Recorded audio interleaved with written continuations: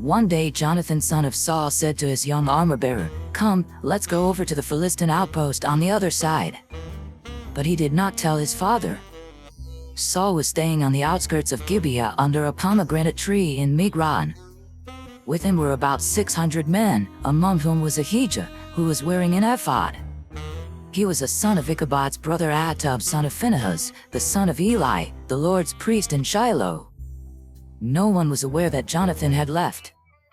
On each side of the pass that Jonathan intended to cross to reach the Philistine outpost was a cliff. One was called Bozez and the other Seneh. One cliff stood to the north toward Michmash, the other to the south toward Geba. Jonathan said to his young armor-bearer, "Come, let's go over to the outpost of those uncircumcised men. Perhaps the Lord will act in our behalf. Nothing can hinder the Lord from saving, whether by many or by few." "Do all that you have in mind," his armor-bearer said. "Go ahead, I am with you heart and soul." Jonathan said, "Come on, then, we will cross over toward them and let them see us. If they say to us, 'Wait there until we come to you,' we will stay where we are and not go up to them. But if they say, 'Come up to us,' we will climb up, because that will be our sign that the Lord has given them into our hands." So both of them showed themselves to the Philistine outpost. "Look," said the Philistines, "the Hebrews are crawling out of the holes they were hiding in." The men of the outpost shouted to Jonathan and his armor-bearer, "Come up to us and we'll teach you a lesson." So Jonathan said to his armor-bearer, "Climb up after me, the Lord has given them into the hand of Israel." Jonathan climbed up, using his hands and feet, with his armor-bearer right behind him. The Philistines fell before Jonathan, and his armor-bearer followed and killed behind him. In that first attack, Jonathan and his armor-bearer killed some 20 men in an area of about half an acre. Then panic struck the whole army, those in the camp and field, and those in the outposts and raiding parties, and the ground shook. It was a panic sent by God. Saul's lookouts at Gibeah and Benjamin saw the army melting away in all directions. Then Saul said to the men who were with him, "Muster the forces and see who has left us." When they did, it was Jonathan and his armor-bearer who were not there. Saul said to Ahijah, "Bring the ark of God." At that time it was with the Israelites. While Saul was talking to the priest, the tumult in the Philistine camp increased more and more. So Saul said to the priest, "Withdraw your hand." Then Saul and all his men assembled and went to the battle. They found the Philistines in total confusion, striking each other with their swords. Those Hebrews who had previously been with the Philistines and had gone up with them to their camp went over to the Israelites who were with Saul and Jonathan. When all the Israelites who had hidden in the hill country of Ephraim heard that the Philistines were on the run, they joined the battle in hot pursuit. So on that day the Lord saved Israel, and the battle moved on beyond Beth-aven. Now the Israelites were in distress that day, because Saul had bound the people under an oath, saying, "Cursed be anyone who eats food before evening comes, before I have avenged myself on my enemies." So none of the troops tasted food. The entire army entered the woods, and there was honey on the ground. When they went into the woods, they saw the honey oozing out, yet no one put his hand to his mouth, because they feared the oath. But Jonathan had not heard that his father had bound the people with the oath, so he reached out the end of the staff that was in his hand and dipped it into the honeycomb. He raised his hand to his mouth, and his eyes brightened. Then one of the soldiers told him, "Your father bound the army under a strict oath, saying, 'Cursed be anyone who eats food today.' That is why the men are faint." Jonathan said, "My father has made trouble for the country. See how my eyes brightened when I tasted a little of his honey. How much better it would have been if the men had eaten today some of the plunder they took from their enemies. Would not the slaughter of the Philistines have been even greater?" That day, after the Israelites had struck down the Philistines from Michmash to Aijalon, they were exhausted. They pounced on the plunder and, taking sheep, cattle and calves, they butchered them on the ground and ate them, together with the blood.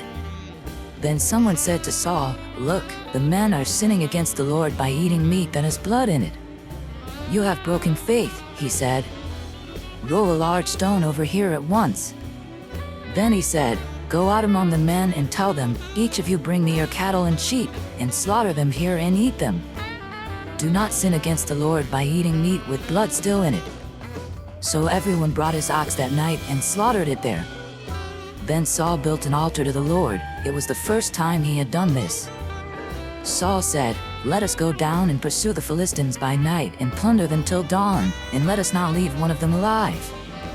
"Do whatever seems best to you," they replied. But the priest said, "Let us inquire of God here."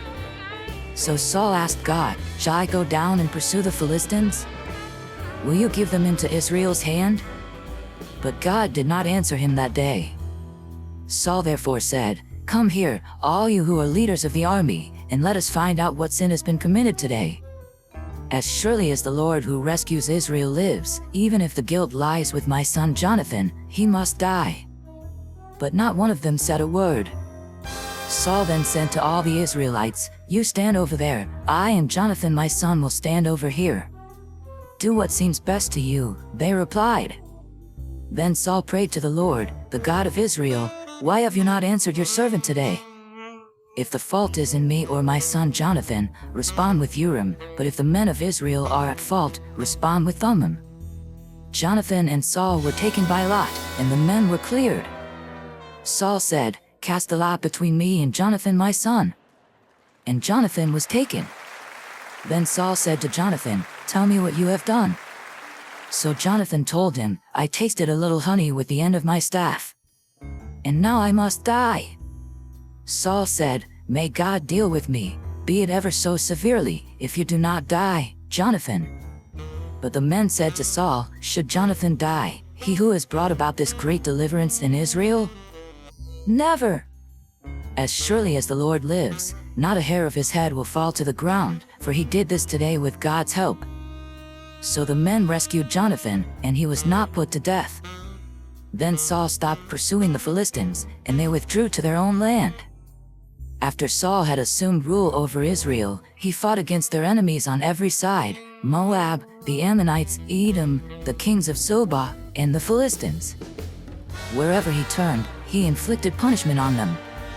He fought valiantly and defeated the Amalekites, delivering Israel from the hands of those who had plundered them. Saul's sons were Jonathan, Ishvi, and Malchishua. The name of his older daughter was Merab, and that of the younger was Michal. His wife's name was Ahinoam, daughter of Ahimaaz. The name of the commander of Saul's army was Abner, son of Ner, and Ner was Saul's uncle. Saul's father Kish and Abner's father Ner were sons of Abel. All the days of Saul there was bitter war with the Philistines, and whenever Saul saw a mighty or brave man, he took him into his service.